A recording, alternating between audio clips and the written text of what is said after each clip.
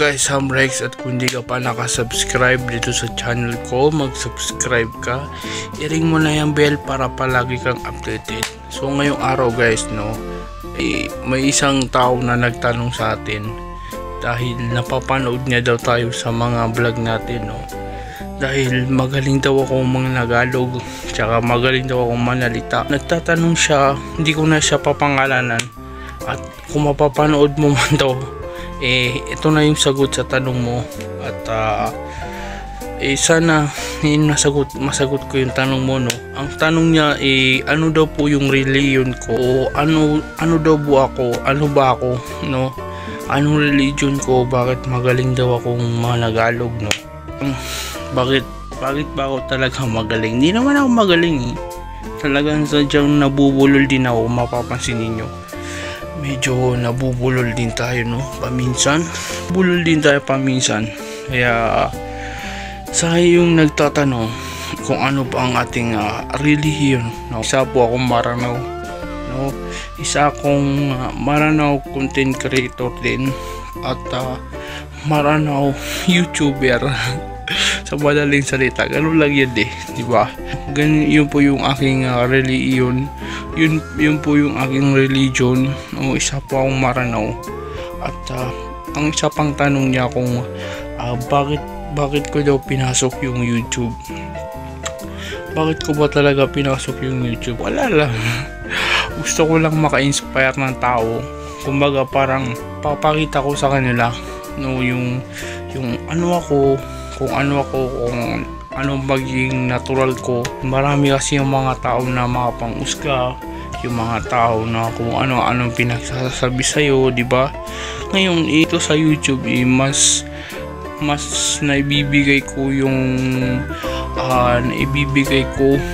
natural na ako, yung natural mismo na ako mismo, dahil dito ko nailalabas lahat, ano yung nakikita nyo sa akin, sa mga napapanood ninyo. Natural po ako.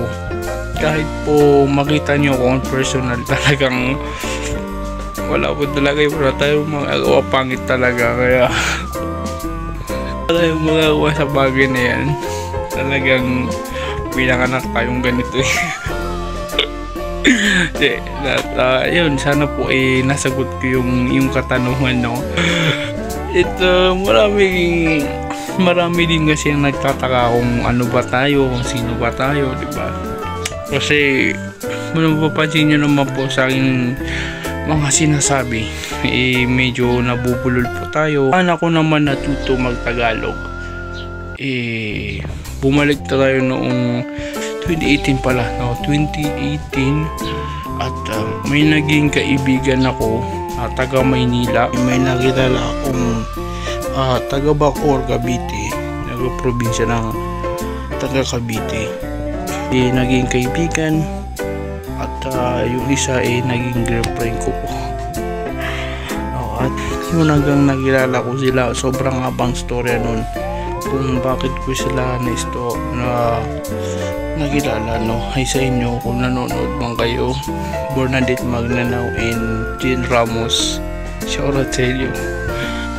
At yun yung dahilan kung bakit ganito ako Managalog, kung bakit marunong akong Managalog, dahil sa kanila.